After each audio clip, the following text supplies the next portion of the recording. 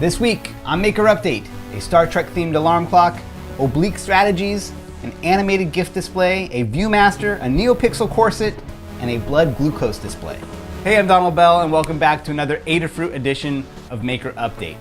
My big news to share is that I will no longer be doing Maker Update on the Make Magazine YouTube channel. Instead, you're going to keep seeing me once a month here on the Adafruit channel, and then starting next week, I'm going to be moving Maker Update over to the DigiKey YouTube channel. So a big change for me, but one that I'm really excited about. Now let's get started with the Adafruit project of the month. Check out this Star Trek themed alarm clock by Dave Estells and the Ruiz brothers. It's so freaking cute. Like a lot of Adafruit projects over the past month, it's using the new Pi Portal all-in-one internet display.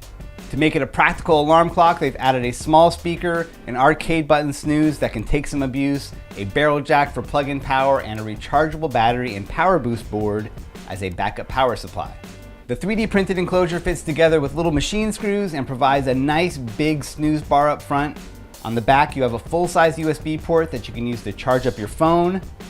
There's also access to the micro USB port on the power boost, which you can use to power the clock instead of using the barrel jack if that's more convenient. The last little bonus feature here is the ability to trigger another IoT device from the touchscreen. By default, there's a coffee cup icon for triggering a Mugsy open source coffee maker, but you can change the code to make your IoT lights turn on, open your blinds, or something else. A little bit of Adafruit news to share. PyCon is coming up in Cleveland, May 1st through the 9th. Attendees will be getting a free Circuit Playground Express board, and now they're also getting a chance to explore how to use the board by participating in a series of informal drop-in workshops throughout the weekend. You can learn more using the link in the description. And now for more Adafruit projects, rapid fire. Dana Wall posted this simple but awesome guide on making this motorized cardboard hand that drums its fingers.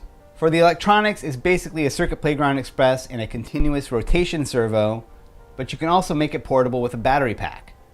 The rest of it is just cardboard, hot glue, and a wooden skewer. From low-tech to highbrow, Colin Cunningham shows us how to turn a Pi Portal into a touch-controlled oblique strategies deck. These are prompts written by Brian Eno and Peter Schmidt in 1975, meant to help unblock your creativity. And that's just the tip of the iceberg in terms of Pi Portal projects this month. Lady Ada herself made a guide on how to load up a Pi Portal with an animated GIF.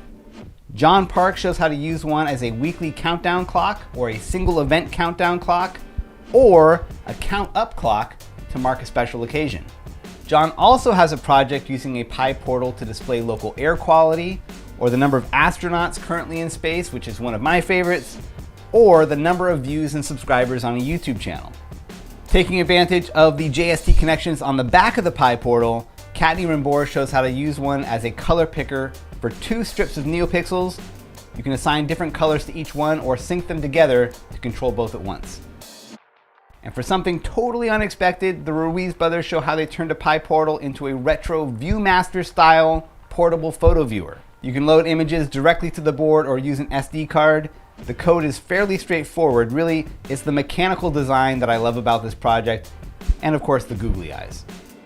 Aaron St. Blaine has a guide on making this corset that uses NeoPixel sidelight strip to create a psychedelic future retro mashup. A Circuit Playground Express is used as the main control board, hidden behind that corsage in the middle. And finally, an inspiring project from the Adafruit community. Check out this blood glucose display by Scott Hanselman. The project uses a Pi Portal board to communicate with Night Scout, an open source software that, in Scott's case, takes data from a continuous blood glucose monitor to help him manage his type 1 diabetes. On Scott's blog, you can find out how he turned the Pi Portal into a glanceable display to keep an eye on his blood sugar. Now for a few tips and tools to share. This week we found out that the TI-83 Premium CE calculator can be used to interact with boards running CircuitPython. By way of TI Planet News, you can see how some calculator hackers have been able to connect to boards with a USB OTG cable and interact with them directly. It's impressive. The Ruiz brothers have both a case design and a wall mount design for the Pi Portal. Both are 3D printed, and the case design is especially cool because it's meant to be used as a portable system for taking the board on the go. The wall mount is cool too though, and allows you to pop the board onto any existing light switch plate or power outlet. And over on the Cool Tools channel, I've got an interview that I did with maker Sophie Wong. We talked specifically about how she uses the Adafruit Circuit Playground Express board for prototyping projects, including her recent space helmet design. And to close things out here, I'd like to highlight an Adafruit product that's doing a lot of heavy lifting behind the scenes. The Power Boost 1000 is a power management board that makes it easy to take your projects portable. With it, you can run your project off of USB or a wire connection or a 3.7 volt rechargeable battery pack. Not only will it step up the battery voltage to 5.2 volts, but it will also recharge your battery when it's plugged into USB. This is the board used on the alarm clock, the ViewMaster, and the Pi Portal case, but it's also great for Raspberry Pi and Arduino projects. Go check it out.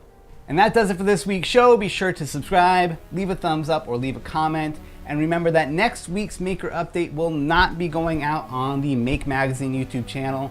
I'll leave a link to the DigiKey YouTube channel down in the description, but really the best way to keep up with the show is to sign up for the Maker Update email list. I'll leave a link for that down here too, all right? Thanks for watching, and I'll see you soon.